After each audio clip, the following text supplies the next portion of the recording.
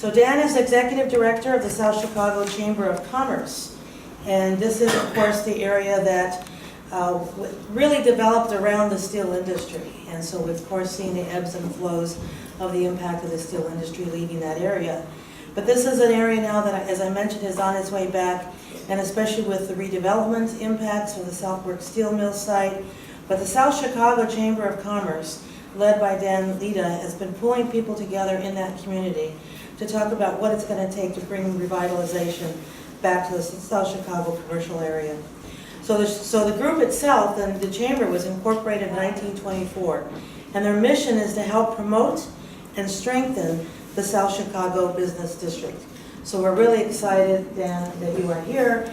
And let me just say that Dan's going to speak, and then later on we hope we'll have our second speaker, and then we have Abe Lentner, who will also be a commenter. Before I have you, Dan, speak, let me just say that Abe, he's an adjunct professor here at Urban Planning and Policy, and he teaches a course on commercial strip revitalization.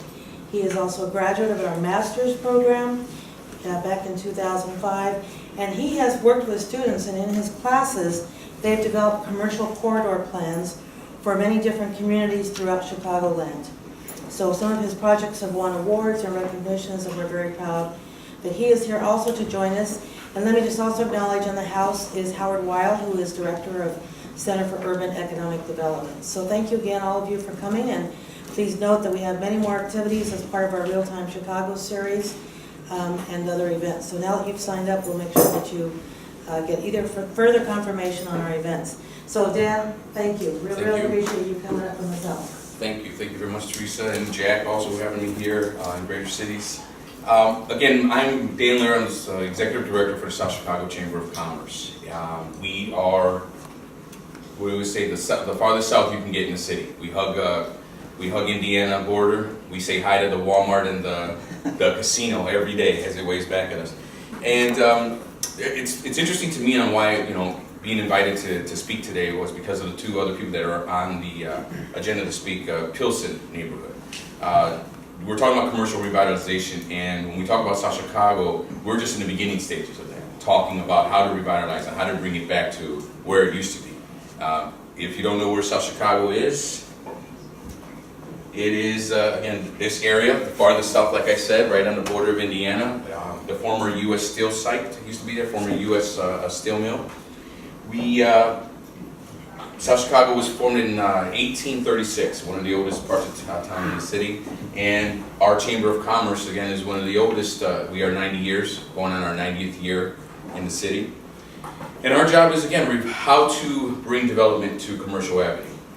We have over 101 members. We have 67 businesses on our commercial district right now. Let's see. As you can see, these are some of the things that we got going on there. We do work with the artists. We do work with landscaping, on flower pots, on commercial, trying to kind of our beautification idea. This is the history of South Chicago. In 1915 and 20s, those were hotels, and this was our movie theaters, and that's how it began. It was more of that look.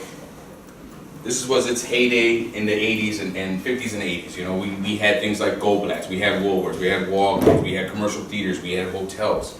Again, we were surrounded by steel mills. We had 5 of them. We had U.S. Steel, we had Wisconsin Steel, we had Inland Steel, we had Republic Steel. So when the steel mills went down in the late 70s, early 80s, that took a lot of community residents away from our community, and that's how your business district suffers, when there's no one there and they're moved away into other areas. And so, again, Wisconsin Steel, we're a steel mill kind of part of town.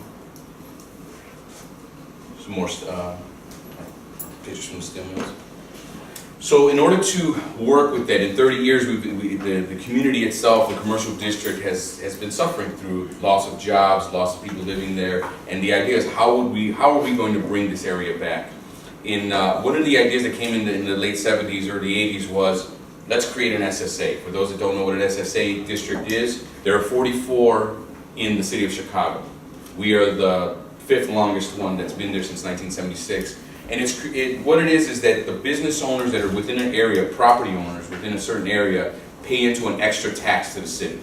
And that extra tax would be about 2 to 3% more than what they're paying now goes into a fund that what we call an SSA fund. And that fund is managed by 5 commissioners as well as the Chamber of Commerce. And with that fund, you're able to, where it can be up to anywhere between $100,000 to $500,000 up to $1 million. Some SSAs are up to $1 million.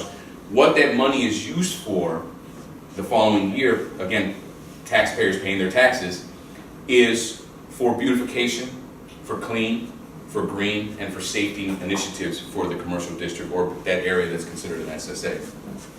So we have those. That's ours is considered a tax district, an SSA district, and again, it's using for green, clean, and safety issues for, again, how to market and advertise, how to keep business retention, attraction. We can use it also for special events and promotions that we want to do on commercial, security, facade improvements, and some other economic initiatives. Using that, what we've been using it in the past is more for security driven, and that some of our administration has done that, the past administration have done that. With this administration, we are very pro-business. How do we bring business back here? We believe that if we put out a business district that is viable, that has a lot of variety of different things, that'll get the community to come out and support it. They won't go other places to shop. They'll keep spending local. We use it, again, working with great cities. One of the things that we had talked about in the past was we have 5 of the oldest churches within a block of each other of the commercial district. On Sunday, they can have about 500 to 700 people walk in the door, go to Mass. After Mass, where are these people going? Because they're not coming to Commercial Avenue. So the idea is either they do not know what's going on Commercial or what we have there, or we don't have anything of value to them to stay there. So I'm banking on the fact that they don't know. So the idea is how do we need to do more marketing? We need to do more communication to what's going on Commercial. But if it is variety, then making sure that we're working on creating a variety of stores that are on Commercial Avenue. Again, these are some more things that we do with the SSA, city contracts with local nonprofits called service providers. That is what the Chamber of Commerce is. We do vote for an SSA commission. There are 5 commissioners that are responsible, as well as the executive director of the chamber, on how to spend that money in the district. And again, we go over a budget every year and we talk about what are things, first of all, clean, green, and safety, but then other things. What are initiatives? What are going to bring people here? What if it's events? If it's a new development? If it's facades? If it's maybe a shop local campaign? You know, things like that. We do have, well, we'll talk about that in a few minutes, but those are just ideas on how we're trying to work with developing Commercial Avenue. And why I brought up the people that are on the panel today, Jaime from Little Village is kind of the template that we're looking for to work South Chicago on where Little Village was a couple of years ago and to where they are now, how they changed it and they've grown and their business district and the community has developed it, and it's marketable area. We also have something that's more interesting too that's going on in the area. Like I said, I mentioned we were a part of town that has 5 of the former steel mills in there, and one of them is U.S. Steel. U.S. Steel is 600 acres of lakefront land that has been vacant basically for the past 25 years. And there was a lot of people that came in and developers that wanted to do solo couples one a couple years ago that wanted to be part of what was going on. But that didn't go through, so what had happened is we have a new a development company called McCaffrey Interest.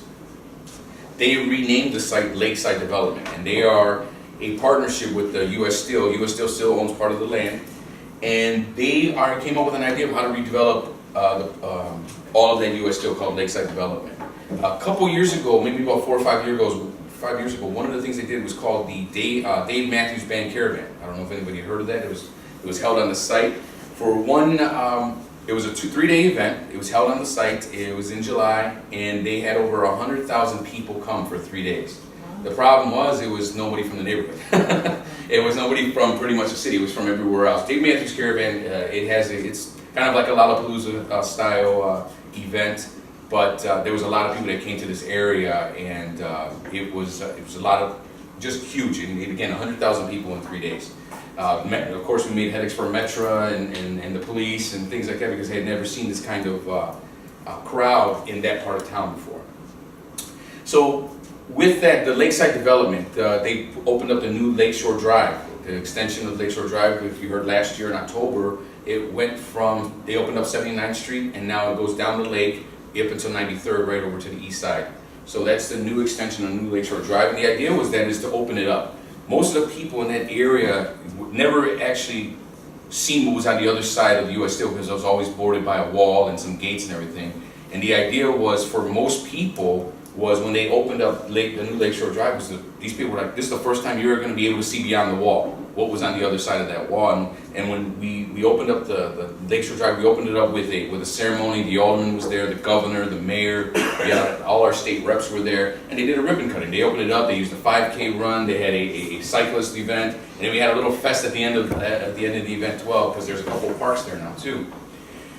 And people that had never been there, the older people that had never been on that side of the wall, people were crying, they were like, wow, I've never been here, on this side. And it looks beautiful once you get to the lake, you can see the city from a whole different view that no one's ever seen it before. You can see parts of Indiana. It was just something good that they finally seen something happening in this area, and it made promise.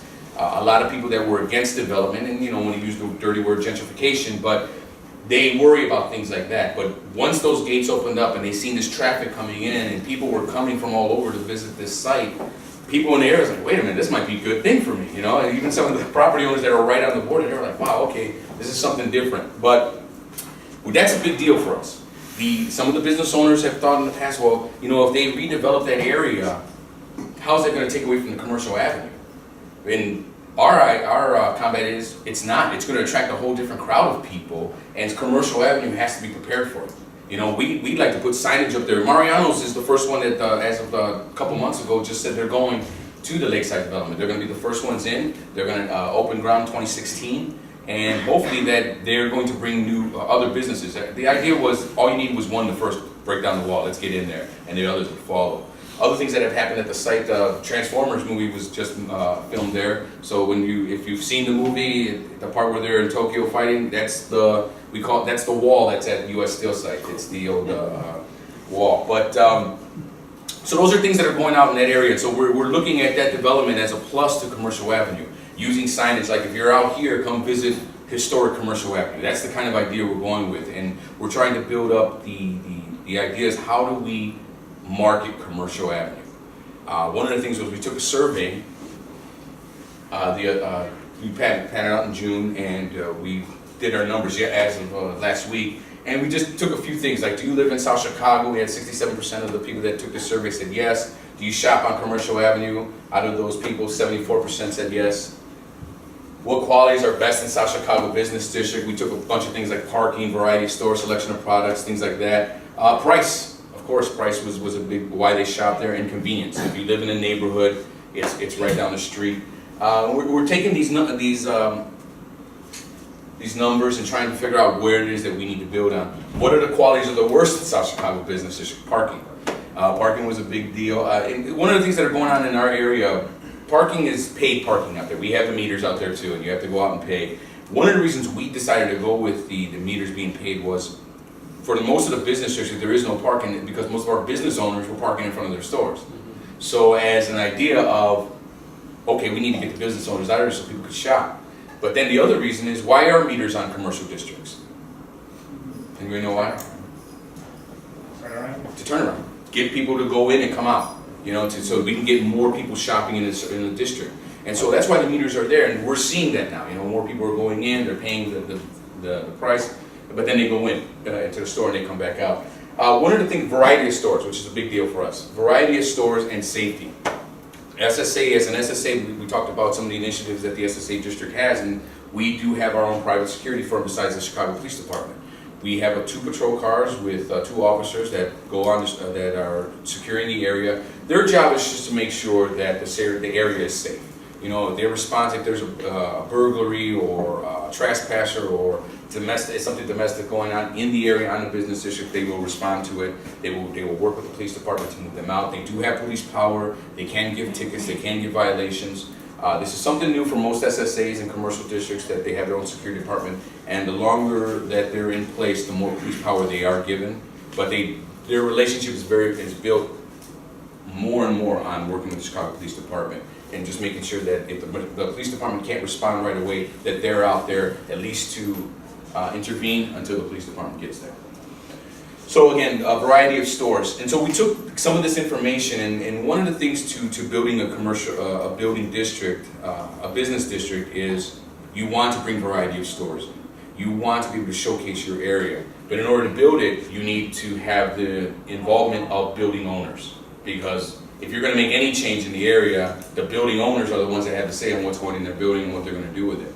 So what we did, and what we decided to do, is why don't we create our own building owners association.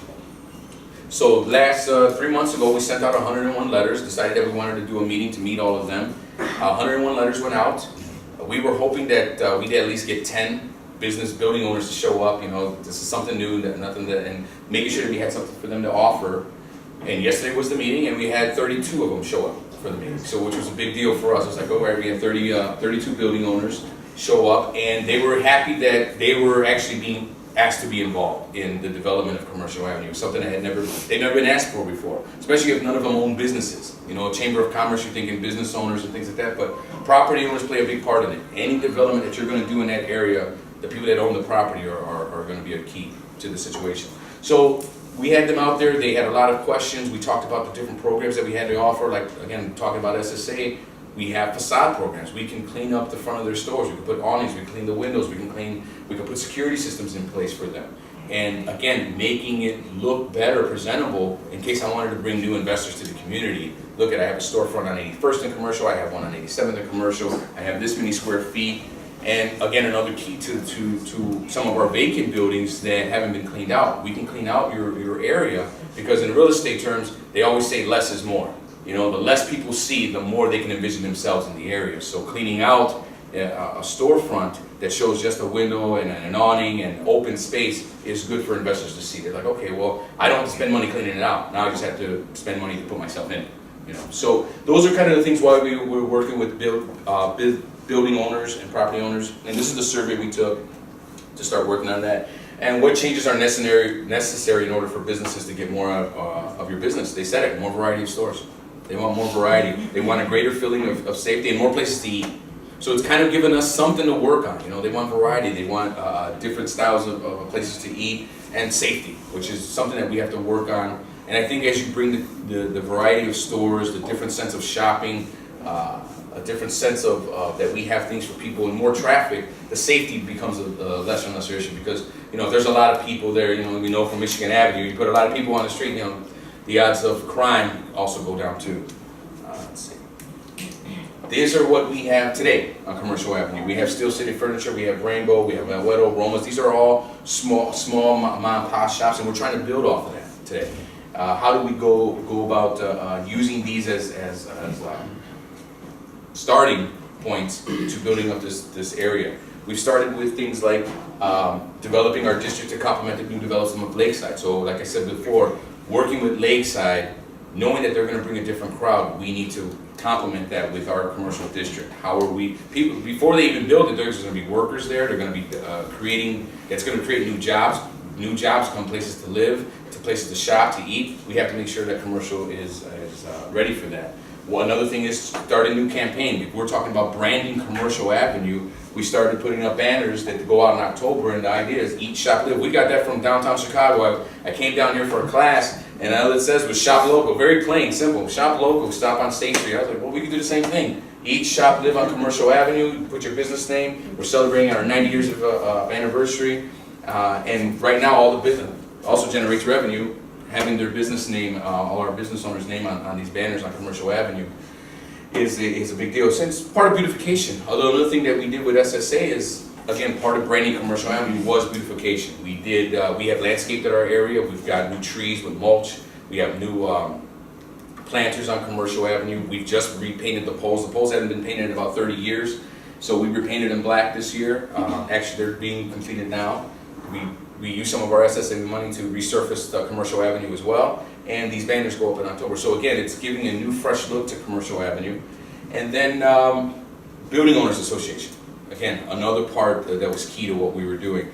And the Shop Local Smart Card. This is just, I know a lot of colleges use it. We chose this as a Shop Local campaign to, it's a small credit card. It looks like a credit card. On the front of the card it says South Chicago Chamber of Commerce. It says Shop Local. On the back, we used all our restaurants and grocers and said, come up with a promotion.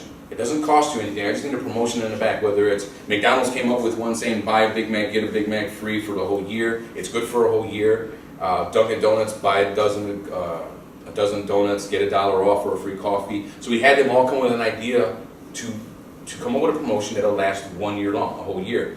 And we're going to sell the card for $20 to the community. And the idea is that you can only get this discount on Commercial Avenue. You can't go anywhere else for it.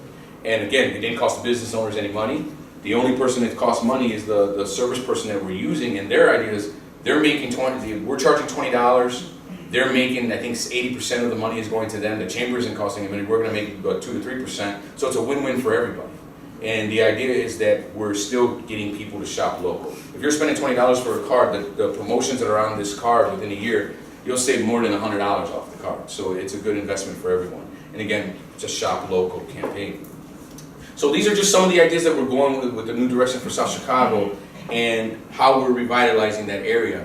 Right now, these are other anchor businesses that we have. We have McDonald's, we have Dunkin' Donuts, we have Subway, we have an AutoZone, we have Walgreens, we have, like we said, we have Rainbow, which is more regional store. But these are things that we're building off of to try to work Commercial Avenue. Again, the idea of commercial, what we want to do is fill it with mom and pop shops that are cafe, niche clothing, and things like that. And I think that way we have another alternative for our residents. Or even outside, we're looking at, like I said, East Side, Whiting, Hyde Park, those areas to come into Commercial Avenue and say, we have variety too here. We have a commercial district, come visit what we have on commercial. These are things that we have in commercial too. We have a trolley car, we have 2 trolley cars too, something else that we like, our own niche. What can we add to the area? And again, that's one of our landmarks in commercial today. Again, I was appreciative of being part of this panel because we are not revitalized yet, but we're working on it. But the panel, we have Jamie here from Little Village, is kind of the template that we were going to. We want to build like Little Village did because they were in the same area that we were at one time, and it's kind of like the vision we're going for. So thank you for having me. I hope it was a little informative today. And if I have my business cards here, if you guys want to talk to me about anything, or if you guys have any questions, go ahead. Fantastic, Dan. This is really exciting, and the fact that we have so many people here also attests to how much interest there is in commercial revitalization. It's good. It's a good thing. I've been in Little Village for a little over a year.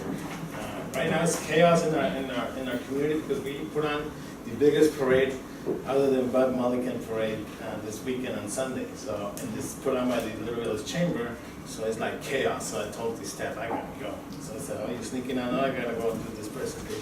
So thanks for the invite. I am from Mexico. I'm from Guadalajara. I might not look like, but there's plenty like me in Guadalajara and around here. I went to Little Village, and everybody is from Jalisco. Most of the restaurant owners are from Jalisco. I came from Denver. I was in Denver over 26 years, and most of those Mexicans in Denver are from Chihuahua, and my wife's from Chihuahua, and now it's my time. I told my wife now, to Mexico, to Chicago. That's what Little Village is. Little Village is basically, we're within a 10-minute walk of 500,000 Mexicans. So that's our niche. People tell me, why don't you advertise in the tourist bureau? Says, well, first we need to convince our residents to come shop with us, and then we can go outside. We gotta clean our house. It's a thriving community. $900 million is spent in Little Village every year in taxes. That's second to the Meg Mile. If you ever see the mayor talk about Little Village, about the Mexican community, he will always say about 26th Street. 26th Street is a 2.5-mile corridor. With over 1,000 businesses. In the chamber, we have 633 of those businesses are members. So they really believe in us, and so we are there to represent them. So we are South Lawndale neighborhood. It's home to over 1,000 residents, 10-minute drive from 500,000 Mexicans and Mexican Americans. Little Village residents and business owners are amply recognized for their entrepreneurial spirits. Mexicans, we are very entrepreneurial. We sell anything, So, and then we try to push him to sell stuff.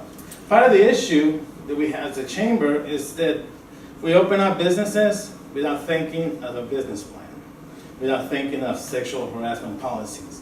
So that's why the chamber comes in and helps them. Once they open up their businesses, we kind of step back and guide them to get a business plan, get our sexual harassment policies in place, personnel policies, and all that stuff in place so they can thrive as a business. Because more than likely, if they don't have those things in place, they're not going to be in business too long.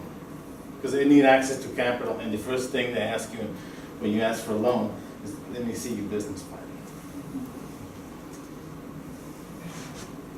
The business district, this goes from pretty much from California Street all the way to Costner on 26th Street. It's 2.5 miles. Most of the businesses there are less than 10 employees. So it's we have Dunkin' Donuts. How many of you guys ever lately have gone to a travel agency? Probably none of you. In Little Village, there's probably about 30 travel agencies. And one of them in particular is the highest selling travel agency for United Airlines in the world. It's right there in Little Village. It's called Agencia de Viajes Mexico, travel agency of Mexico. So we're like 10 years behind in travel agency things, right? Because that's why pyramid schemes are very successful with minority communities, like the Herbalives and all those, because we like to work with people that we know, recommendation from people, right? So that's why they're so successful. Western Union, for example. You're not dealing with Western Union, you're dealing with Juanita the cashier. So that's why it's so successful.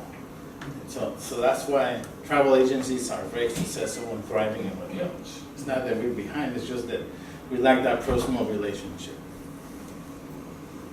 So $900 million a year, that's a lot of money. If you put it into context, we probably employ half of the teachers in Chicago property, thanks to the taxes they're paying in the village.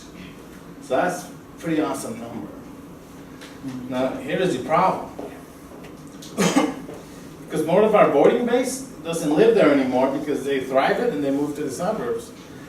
The alderman, our representation doesn't represent as well as businesses. They don't give us back as much we contribute. That's my fight always with the city and the aldermen and the politicians. They have to contribute back to what we contribute in taxes. But because it's all about based on politics and votes, they rather concentrate on the voting blocks instead of concentrating in the business properties. We have an issue with vacancies like everywhere else. We have about 23% vacancy rate. In Michigan Avenue, it's probably like 32% vacancy rate.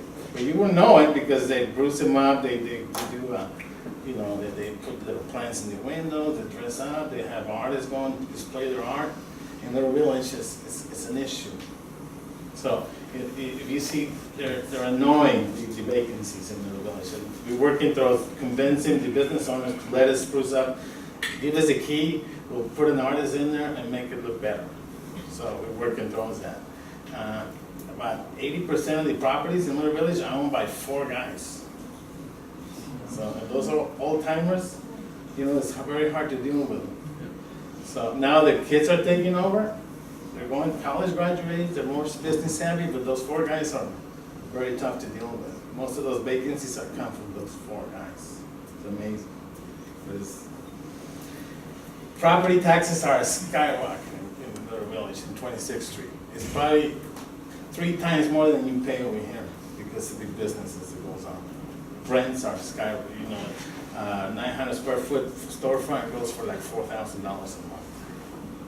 Around the corner, it's probably like $900 because of property taxes. We have 122 restaurants. If you like Mexican food, go to Little Village. There's no way around it. And don't go to Mi Tierra. Is a wonderful place, and don't get me wrong. But if you want to make legit Mexican food, walk around 26th Street. You're going to find the best Mexican food ever. Seriously. I'm from Mexico, and I can tell you, it's better here than in Mexico. Because the cleaning standards are a little bit better here than in Mexico. See what I mean? So, and the flavor is like here. I've been a president of the chamber. His name is Julio Rodriguez. He owns a store called Dulcelandia. He sells candy by the piece, like little Mexican candy. You've probably seen it. He has 8 stores selling candy. He's the biggest piñata importer in Mexico, and he's there on that village. So that's, and his clients are 99% Mexican or Hispanic. We have a $16,000 vehicle that goes to 26th Street a day. That's pretty awesome. There's no other business corridor other than Michigan Avenue that has that density of traffic. On the weekend, it takes you about an hour and a half to get through the corridor, and it's only 2.5 miles. There's so many cars. So you'd rather not walk.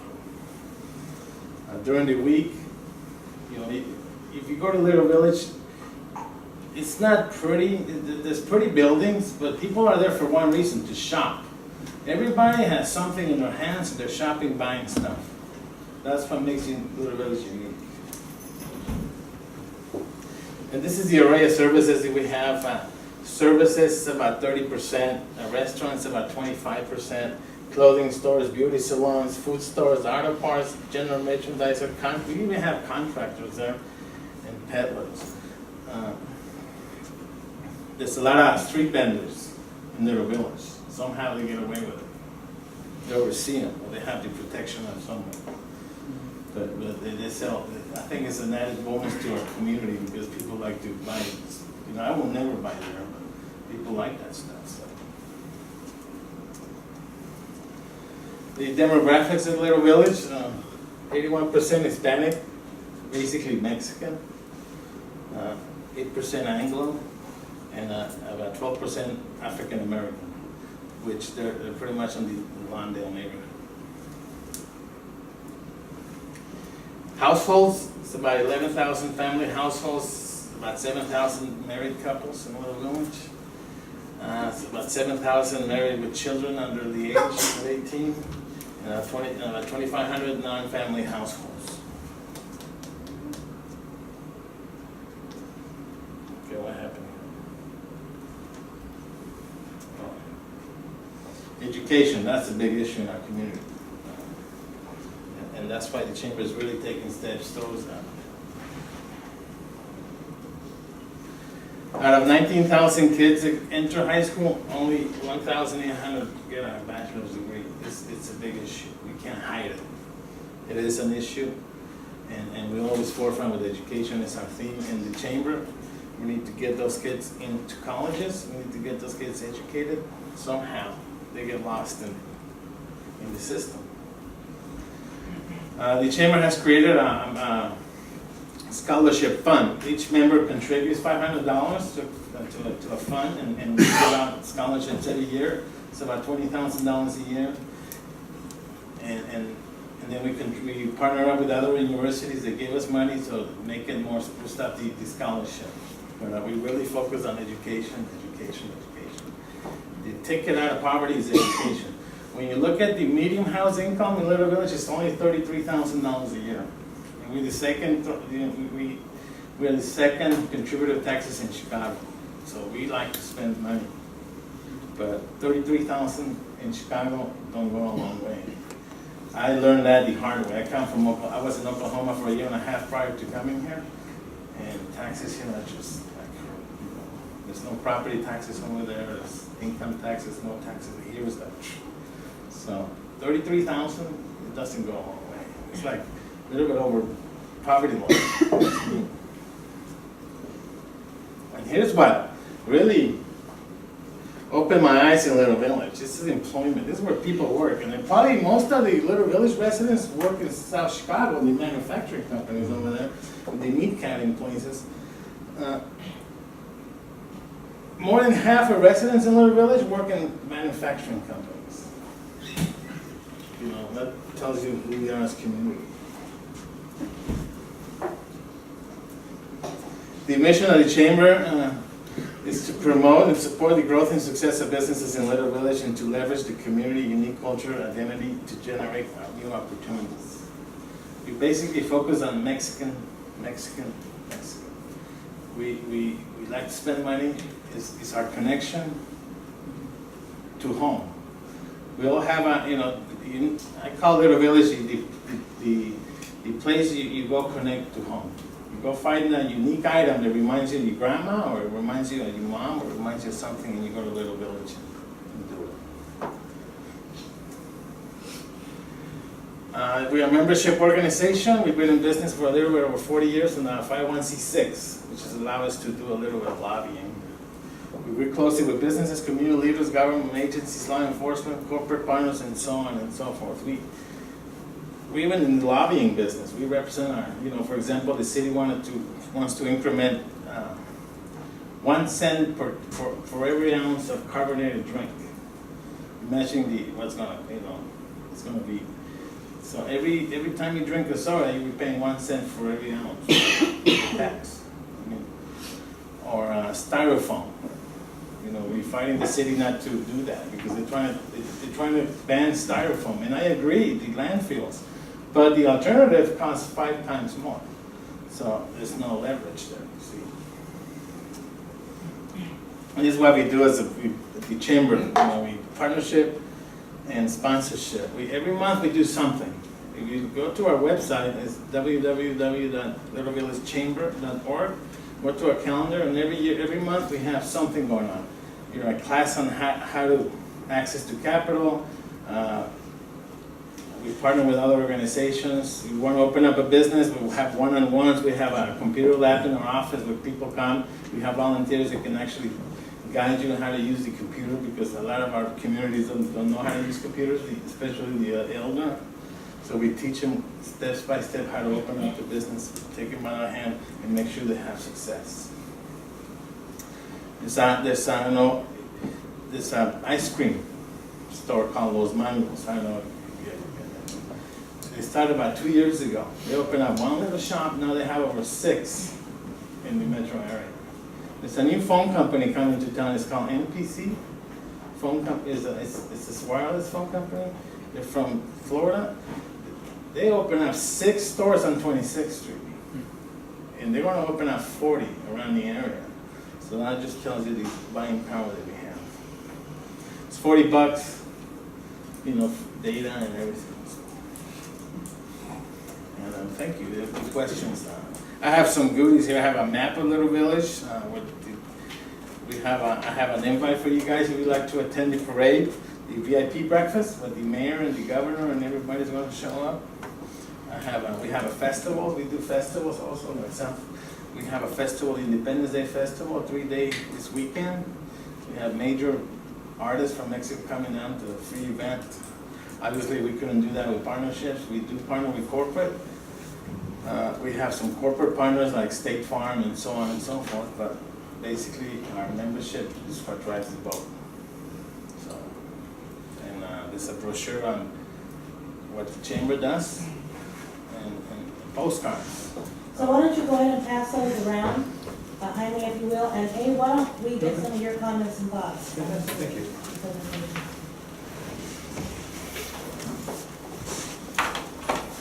Thank you, Jaime.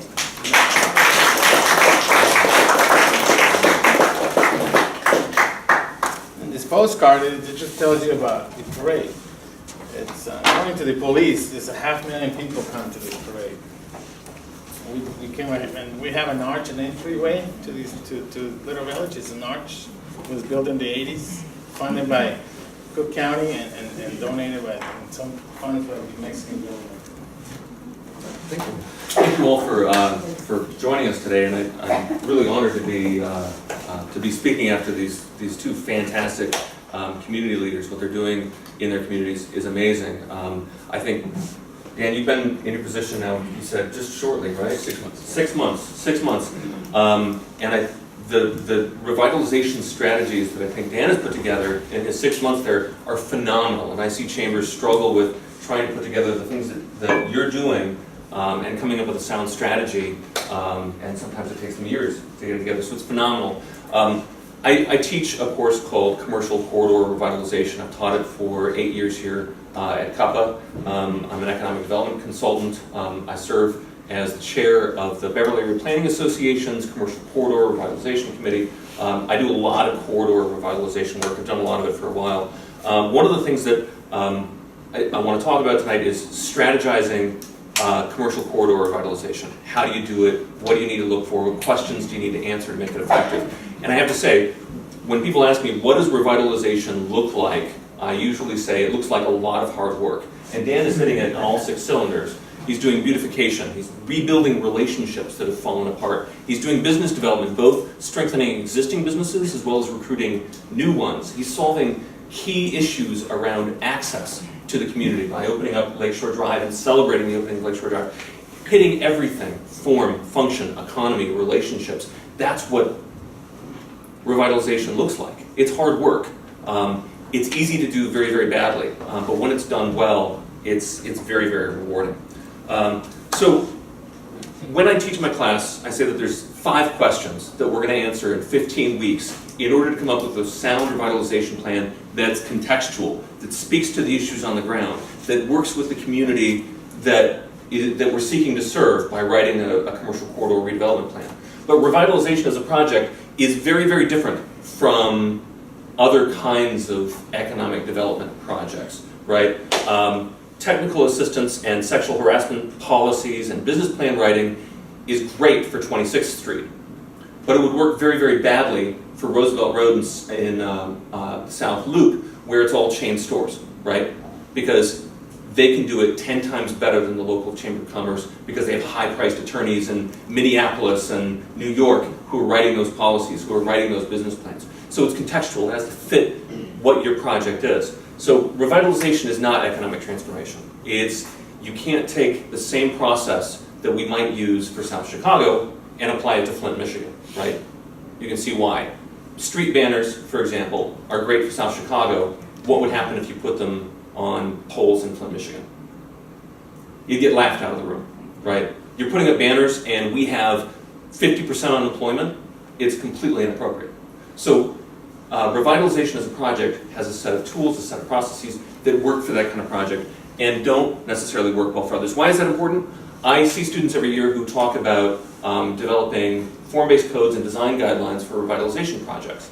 They work fantastic for Elgin and Carpentersville and Wilmette as a growth management tool. But when you apply it to a place that is suffering from a cycle of disinvestment and decline, it's a barrier of entry for investment, right?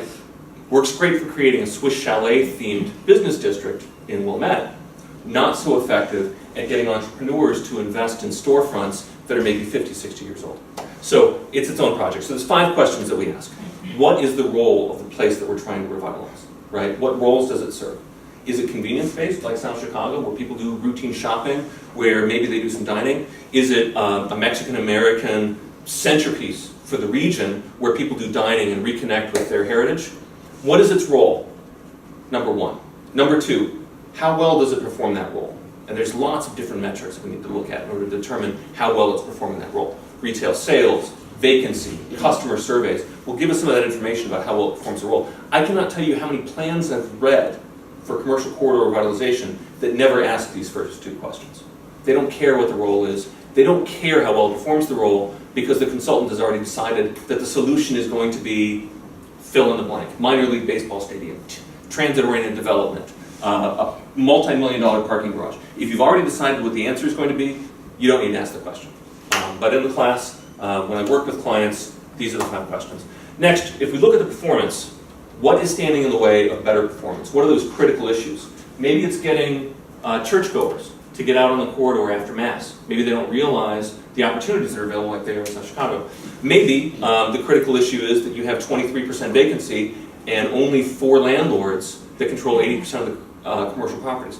You address those critical issues, right? You find out what they are. Once you know what they are, you can start to develop solutions. And the solutions are number 4. So what do you have to change?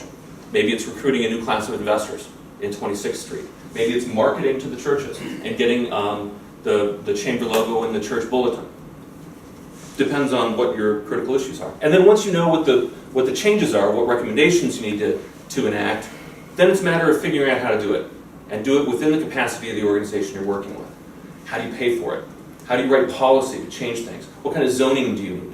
This is where Maybe the form-based codes are a good solution. Maybe the form-based codes are too expensive for the community you're working with. That's where you start to answer these questions. You answer those 5 questions, and you come up with a revitalization strategy that's tailored to the specific circumstances of the community you're working with. It's pretty straightforward, but those are really, really difficult questions to answer. Try getting a committee up on this. Try getting a committee to sit down and agree to number 1, let alone number 2, let alone number 3, because everybody has a different perspective. It takes a lot of work, research, and discussion to get to that point. So, like Dan was saying, part of the question is form, right? Looking at how that place is designed, because how it's designed is going to have a big role to play in how well it functions, right? Form, function, that's what we planners study, that's what we look at. If it was designed, this is Oak Lawn. Oak Lawn was platted in the 1890s. It was built post-war.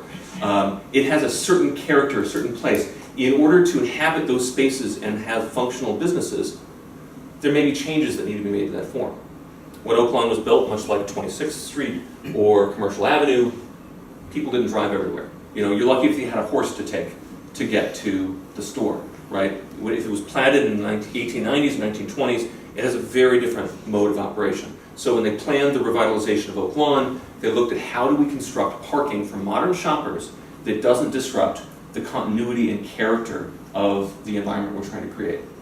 So form is really important because function and real estate plays off of the form that you develop from the place. So we look at the performance from a variety of metrics: real estate, business mix, retail sales analytics, and we start to get a picture of the form and the function of the community. But like Dan was saying, like Jaime was saying, those relationships between the different stakeholders and constituent decision makers around a corridor are critically important.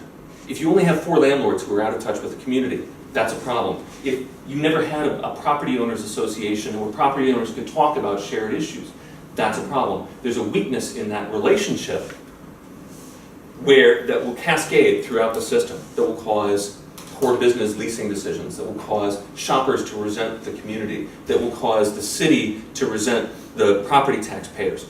And fixing that relationship helps to stabilize the district, which helps to bring that incremental investment quality that revitalizes a community over time. So all of those factors are really important. And then the kind of space that you're dealing with, right? Different spaces take different planning tools. They offer different possibilities for business development, for economic development. So we have commercial corridors, 26th Street, Oak Lawn. We have downtown districts, right? Like downtown Rockford, downtown Naperville, downtown Galesburg. We have shopping centers, which act like commercial districts in and of themselves. Sometimes they're strong, sometimes they're weak. And we've got traditional main streets. Now, in each one of these different kinds of contexts, planners and economic developers have come up with different strategies about how to develop and improve the local economy. Just because it works for shopping malls, and you guys know this analogy, just because it works for Old Orchard Mall doesn't mean that it's going to work for Commercial Avenue in South Chicago. So when we look at the kinds of tools that we want to employ to build a place, to make it stronger, we have to question whether it's appropriate for the kind of context that we're using. Corridors are their own animal, and I teach a whole course on it. Corridors are difficult because generally they're on state highways, really, really busy roads, right? 4 lanes, 6 lanes, 16,000 cars a day, 40,000 cars a day. They're very, very automobile-dependent arterials.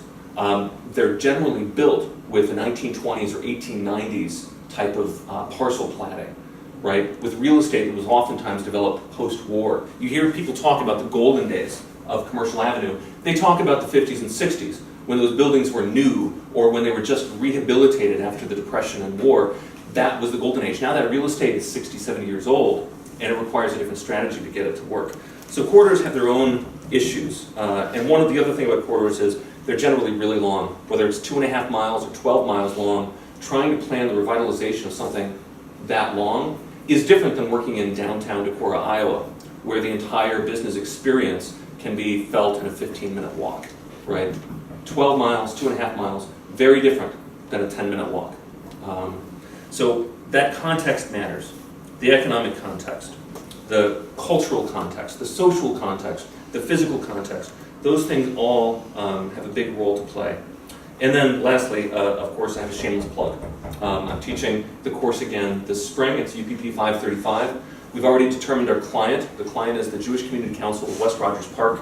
We'll be working with them from January through May to develop corridor revitalization plans for Devon, Tui, and California. So for those of you who are students at UIC, I encourage you to enroll. It fulfills lots of requirements, and it's a blast. The students really love working hands-on with the clients to develop feasible strategies for revitalization. Those are my comments. Thank you again for having me here. I appreciate it.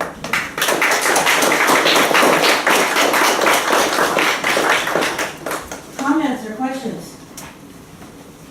When you say larger, how do you fit into the larger economy? Yes. What are you talking about? Is this a feasibility competition? Right. So you have to know who you're competing for investment with, right? As part of it, and what you are, how people use the space that you have, and what you're designed to really accommodate, right? So that's a fancy way of saying. Usually, it breaks down into a handful of categories. You're an industrial employment center. You're an office employment center. You're a convenience retail center where people do weekly shopping. You're a dining and entertainment center. You're a tourism center. You are a destination or comparison shopping like, think Oakbrook Mall or Old Orchard Mall, where people go and buy clothes and appliances and electronics. You know, you fall into one of those categories, sometimes more than one of those categories. And then once you identify what you are, you can figure out ways to be better at it. Because 9 times out of 10, it's easier to be good at what you are than try to be something completely different. Because that kind of transformation is expensive, it's time consuming, and it causes damage while it's happening, right? Because you need to delete something in order to insert something else. You have to remove businesses in order to install a business. So if you look at your community and you're a convenience-based shopping center, but you lack a full-service grocery store like Mariano's, right? That Mariano's then fills that gap, and people can spend more of their money, more of their shopping time in the community, and it fills out that shopping. So if you're convenience-based without a major grocery store, you should be looking for a grocery store. And if your corridor was built in the 1950s, you may not have space for a modern grocery store, and that's a problem, right? The obvious solution is a grocery store. How do you fit a grocery store? Do you look at alternative formats? Do you have the market to drive them into the 2-story format? Do you need to look at maybe purchasing some homes so that you can create space? Are there vacant lots, like the US Steel site, where you can accommodate that user? So that's that first question. What are you? And once you know that, then the solutions start to become a little bit more obvious. Can I have Dan and Jaime, the 3 of you kind of come forward together, sort of in a panel setting up there sit together?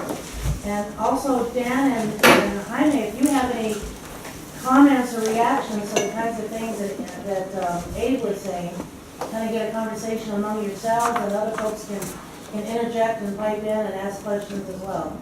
But, you know, go ahead, if Dan or Jaime have any comments or thoughts. I mean, my only comment really is, and I was going over this with Jack, I was sitting there, is understanding, I guess everyone here needs to understand, maybe we should have talked about what is a Chamber of Commerce or business associations that control our districts. Because a lot of the times who develops your commercial district? You know, maybe we don't know. You know, we know because we're part of it. You know, it is about building relationships. It is building relationships with the city. It's building relationships with the alderman's office. It's building relationships with developers and investors. But the chambers of commerce or the business associations, whichever one every business district has, they are responsible for the ones growing that business district. And that's why the relationships that they build are very important. And again, their membership is very important. And again, it is also saying what Abe said, is understanding what you do have.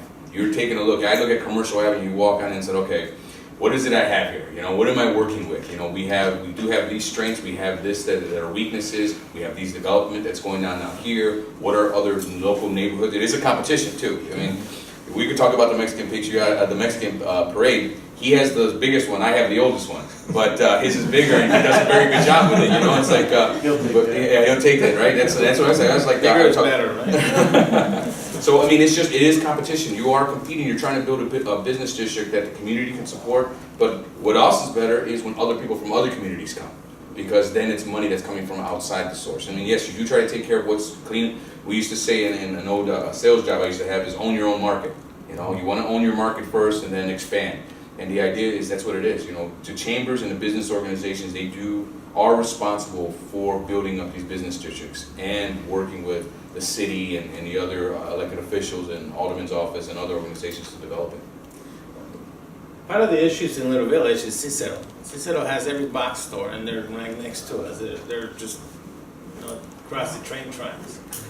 So the issue that we have is trying to contain the shoppers within our neighborhood to shop 26th Street, not going to the Targets and they just open up a huge Walmart and all that kind of. I don't have a problem with that, but I think our community, I don't want a Mariano's, for example. Our Mariano's will never make any money in Little Village, I don't think, because we have very unique grocery stores that cater to that community. You know, Mariano's is like more affluent, upper middle class store, right? And we don't, you know, our community will not support a Mariano's, I don't think.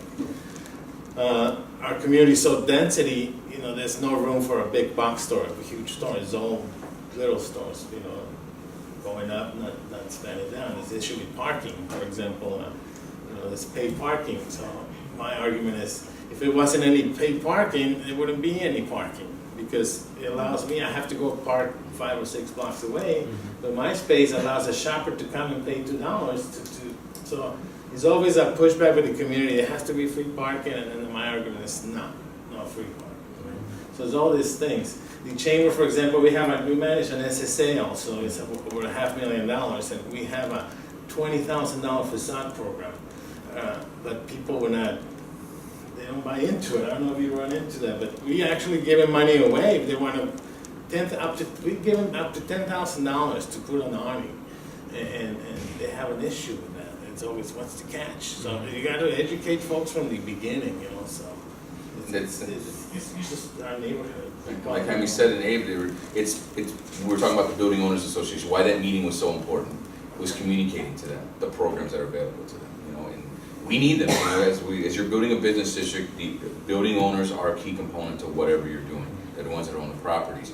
And being SSA districts, again, there's only 44 of districts like this in the city of Chicago. We just happen to have 2 of them, and it's an extra tax that property owners have to pay into for this money. And yes, they go into, this fund is about $500,000 that we can use for things like facade rebate programs.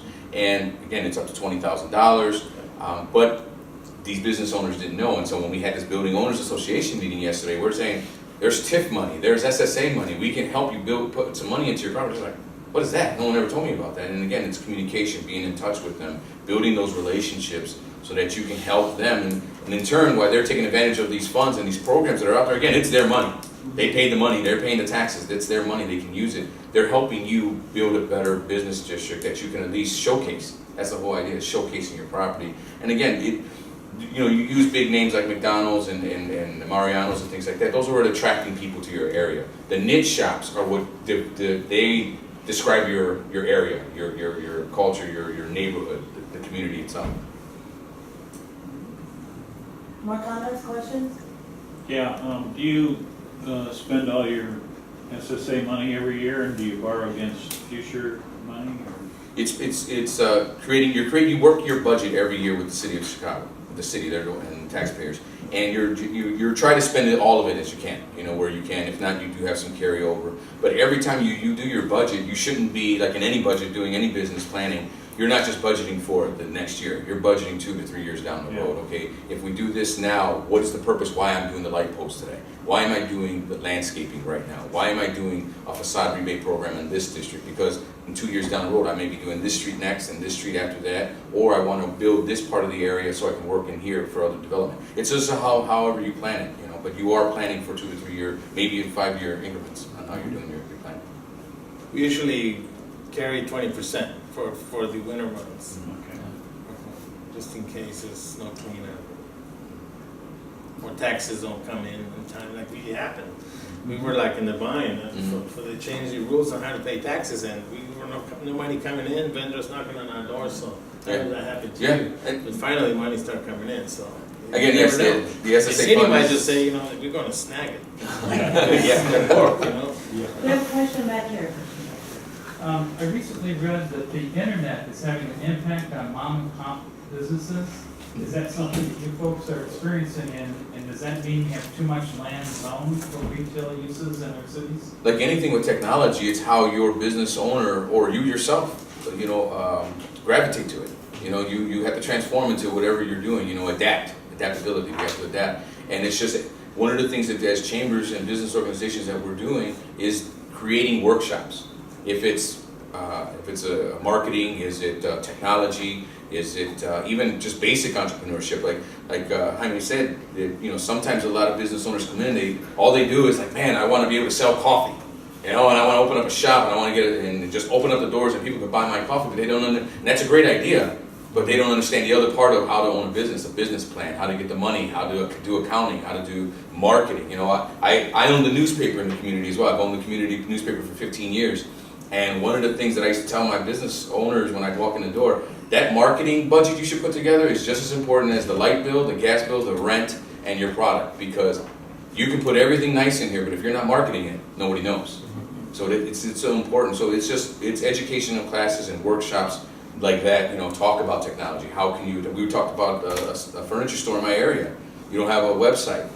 You need to get a website, you need to understand social media, you need to understand marketing, so that way, online marketing, so you can get another audience to come and shop for you, because you're just missing, they're missing the boat if they're not.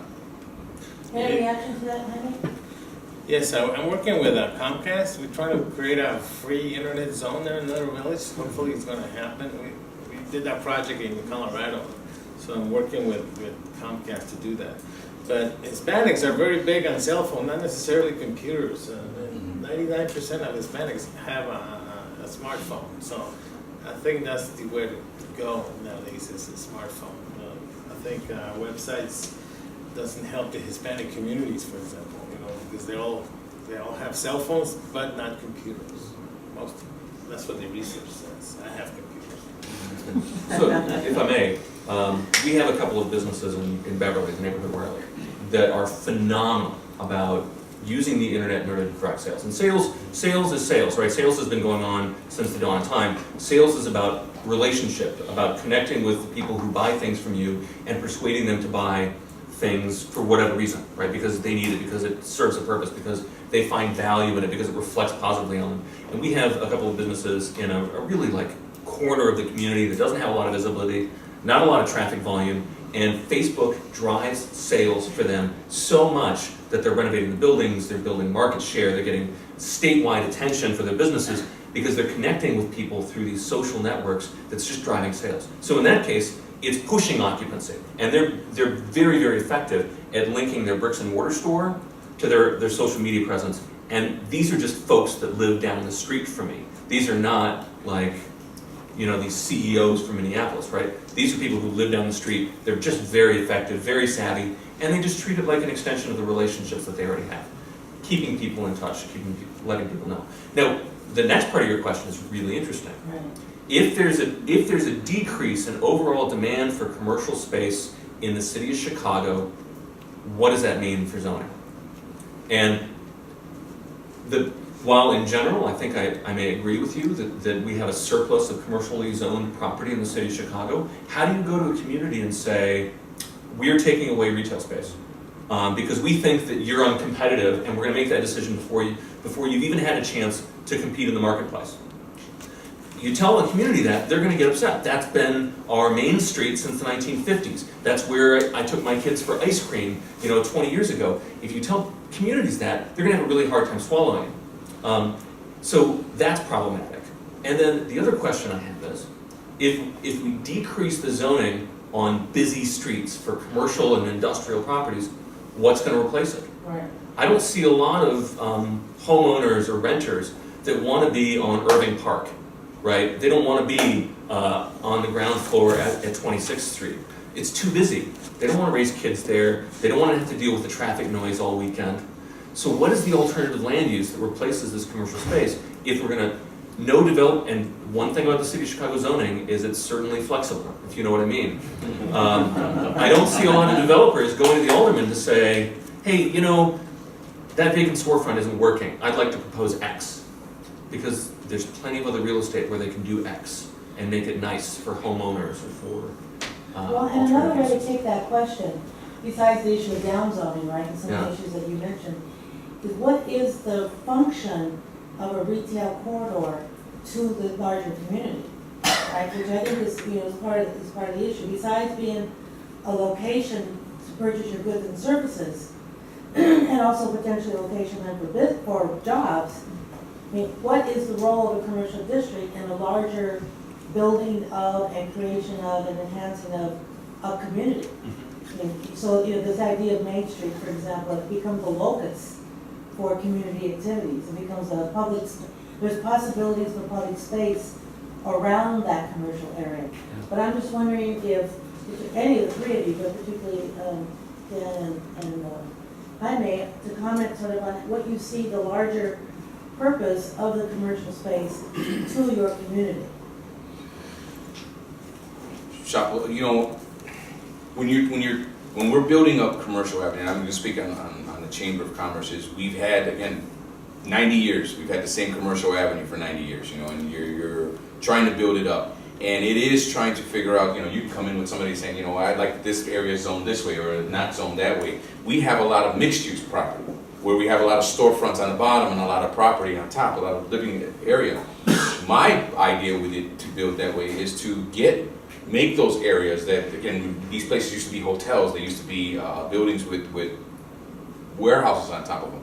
I mean, why not loft it out? Why not do big apartments on top of it? Because I like the idea, our area is pedestrian. It's a pedestrian area and it's zoned that way. So the idea would be to build those areas where the pedestrians can live on the district and that we have storefronts on the district. And maybe, there are some people that don't want to live on a business, but there are some people that do. Look at downtown Chicago, they want to be part of where everything's happening at. They want to be part of where the crowd is. They want to be part where there's cafes, there's bars and things like that. So I think it's how you want to build it, or how you're trying to, whatever you're trying to build or create on that commercial district, and how it helps out the community is a thriving business district. Yeah, they're going to go, like he says in his area, they're going to go to Cicero. We know that our area. They're going to go to Orland. They're going to go to Indiana. Again, taxes. They got the gas. They have gas $1 cheaper than in Illinois, and it's only a block away. They've got like I said, the casinos. They've got the WalMarts. They don't pay taxes out there like we do here in Illinois.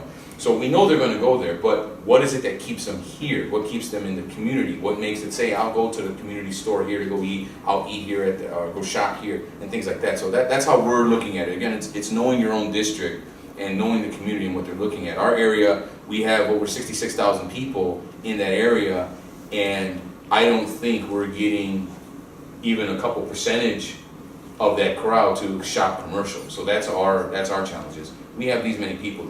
Somebody should be patronizing the commercial district, and that just means that we have to look at what we have to provide for them. What's the value to come here? What we push as a chamber is that every business that goes in there has to be unique to cater to the Hispanics. Basically, that's our market, and that's where we thrive. Now there's been a threat of dollar stores, for example, in our community. So the chamber has been really fighting this property owners not to lease to those guys.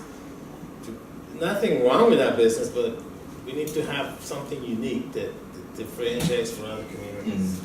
Because we want to keep the 500,000 people that live around us shopping in our district. For example, public plazas, we have a mariachi. Every Sunday we have a mariachi in the plaza. Now, this is the last weekend because of the winter coming up, but every Sunday, and then about 400 or 500 people come out and actually engage in the neighborhood. People because they always say, you chamber the rich guys. So we somehow embrace the community to come and celebrate our culture. It's always good on the corridor and spend some dollars. That's the bottom line. We need revenue.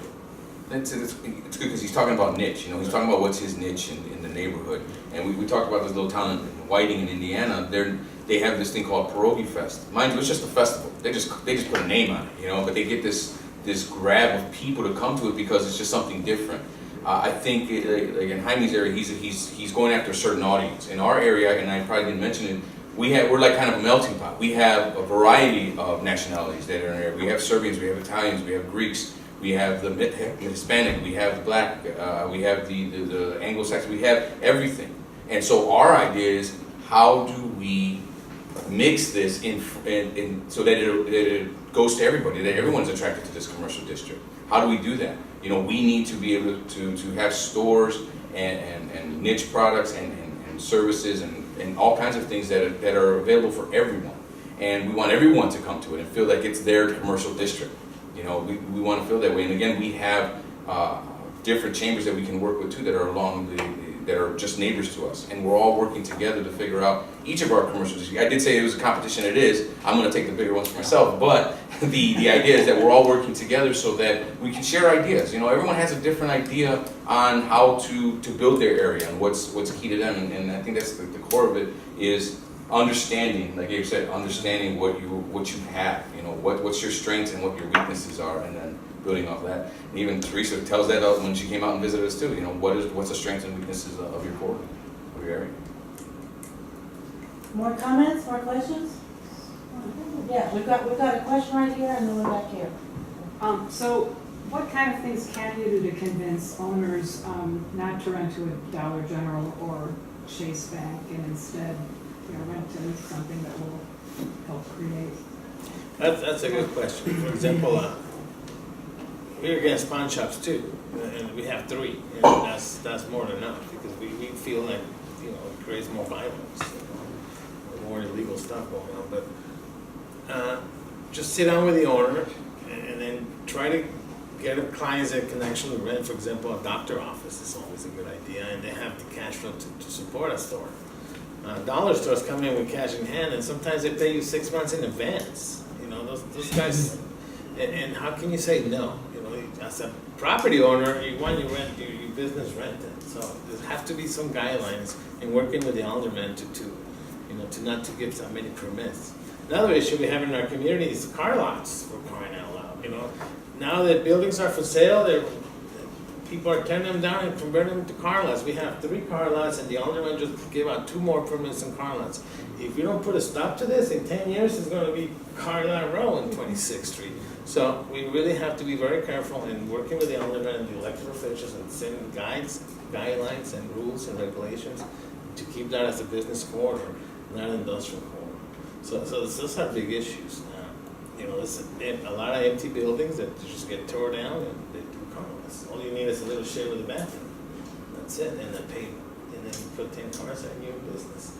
So we want to get rid of that. So it's very hard. So we always get the pushback from the city and the alderman.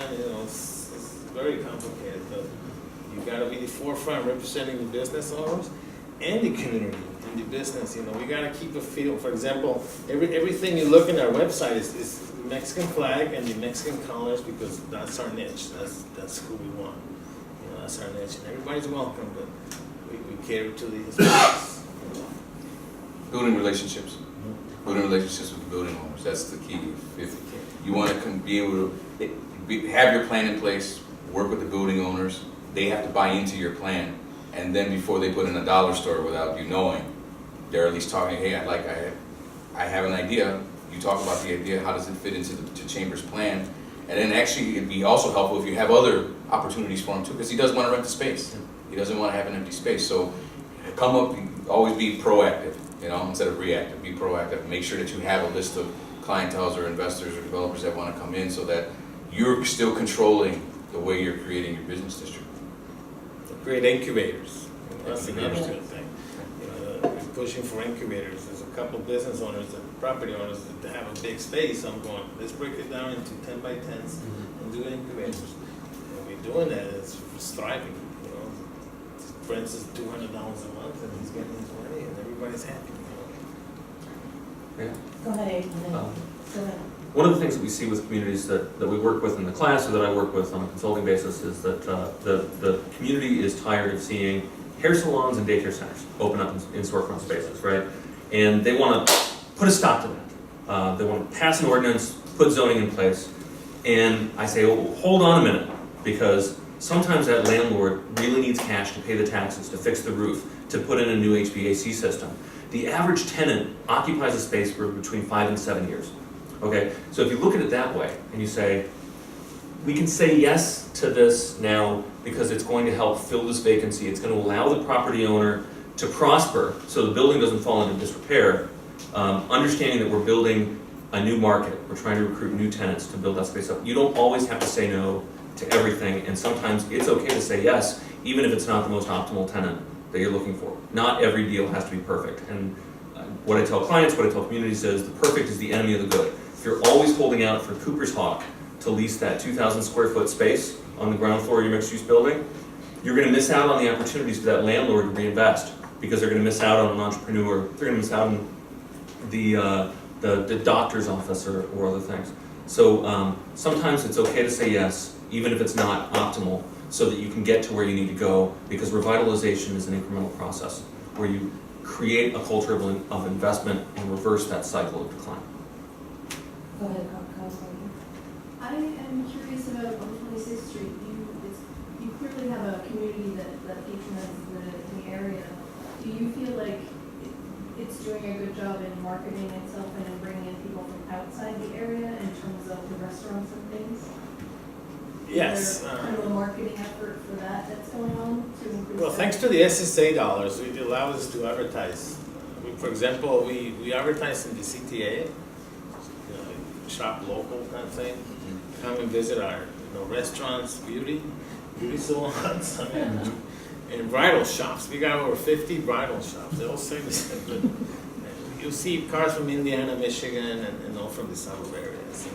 So we do advertise, but our main focus is, because we have 500,000 people within a 10-minute walk, that's our focus. Because if we can get all those $500,000 to come and spend $1 or $2 a week, we'll be a thriving quarter, big time. So that's our main focus, but not necessarily, we do advertise in other communities. For example, in the tourism, in the visitor center here in downtown, we have maps, we have those postcards, we have all that stuff, so help your restaurants thrive too. We have 3 top, Choose Chicago website, they have videos on the village, so we do advertise. Any other final comments or questions? We thank you so much. This has really been fabulous. Our best to you.